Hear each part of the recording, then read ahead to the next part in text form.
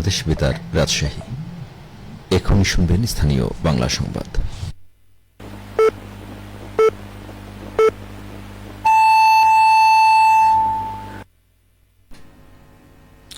আসসালামু আলাইকুম। সন্ধ্যে ৭টা।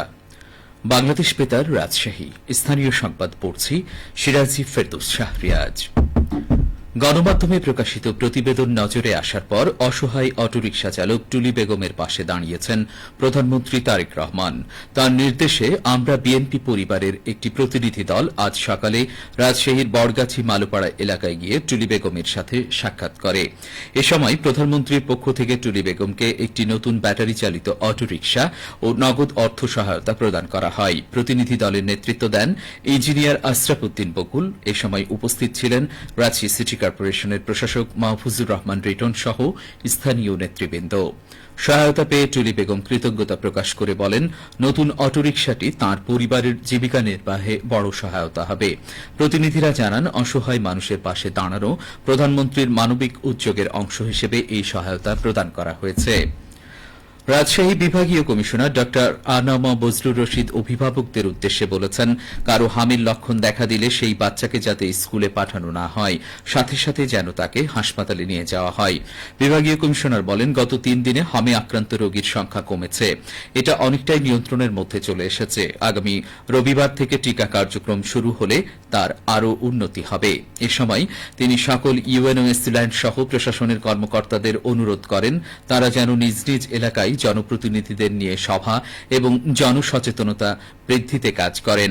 বিভাগীয় কমিশনার আরও বলেন, রবিবার টিকা পৌঁছে যাবে। স্বাস্থ্য বিভাগের কর্মীদের যাতে যাতায়াতে কোনো সমস্যা না হয় সেই লক্ষ্যে পর্যাপ্ত জ্বালানি তেলের ব্যবস্থা করা হবে।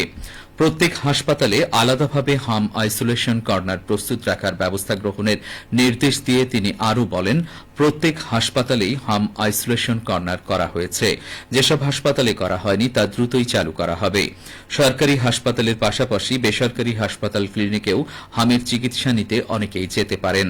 সেক্ষেত্রে এসব হাসপাতাল ক্লিনিকগুলো যেন আলাদাভাবে হাম আইসোলেশন কর্নার প্রস্তুত রাখার ব্যবস্থা গ্রহণ করে, সেই বিষয়ে জেলা প্রশাসনকে নির্দেশ প্রদান করেন। পাবনায় জেলা পর্যায়ে সরকারি ও বেসরকারি ব্যবস্থাপনায় হজযাত্রীদের 2 দিনব্যাপী হজ প্রশিক্ষণ কর্মশালা অনুষ্ঠিত হয়েছে। জেলা প্রশাসন এবং ইসলামিক ফাউন্ডেশন পাবনার আয়োজনে আজ সকালে পাবনার সদর উপজেলা মডেল মসজিদ ও ইসলামিক কালচারাল সেন্টারে এই প্রশিক্ষণ কর্মশালা শুরু হয়।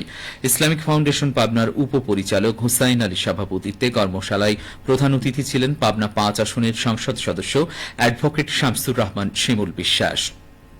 কর্মশালায় হজের নিয়মকানুন, করণীয় বর্জনীয়, সৌদি আরবে অবস্থানকালীন আচরণবিধি, স্বাস্থ্যসেবা এবং সার্বিক প্রস্তুতির বিষয়ে বিস্তারিত দিক নির্দেশনা দেওয়া হয়। রাজশাহীর মোহনপুর উপজেলা কৃষকদের মাঝে হলুদ ও পাট বীজ কৃষি উপকরণ বিতরণ করা হয়েছে। উপজেলা কৃষি অধিদপ্তরের উদ্যোগে বিভিন্ন এলাকার কৃষকদের মাঝে বীজ ও কৃষি উপকরণ সামগ্রী বিতরণ করা হয়। 10 জন হলুদ চাষী ও 50 জন পাট চাষী এই প্রণোদনা পেয়েছেন।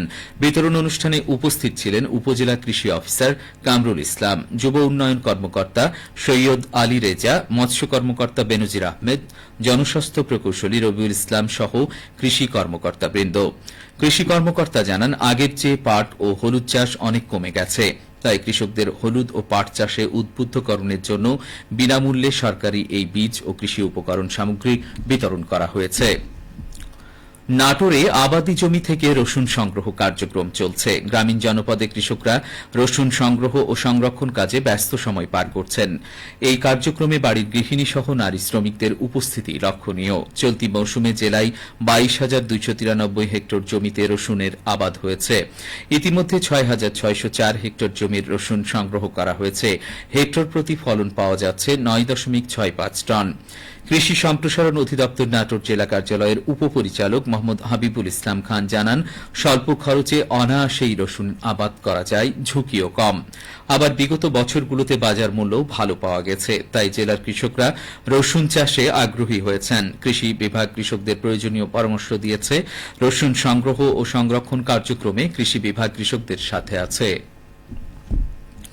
সবশেষে আবহাওয়া। আজ রাজশাহীতে সর্বোচ্চ তাপমাত্রা ছিল 39.5 ডিগ্রি এবং সর্বনিম্ন 25.5 ডিগ্রি সেলসিয়াস। সন্ধে 6টায় বাতাসে আপেক্ষিক আর্দ্রতার পরিমাণ ছিল 45%। রাজশাহী ও পার্শ্ববর্তী এলাকায় আগামীকাল সূর্যোদয় ভোর 5:54। সংবাদ শেষ হল।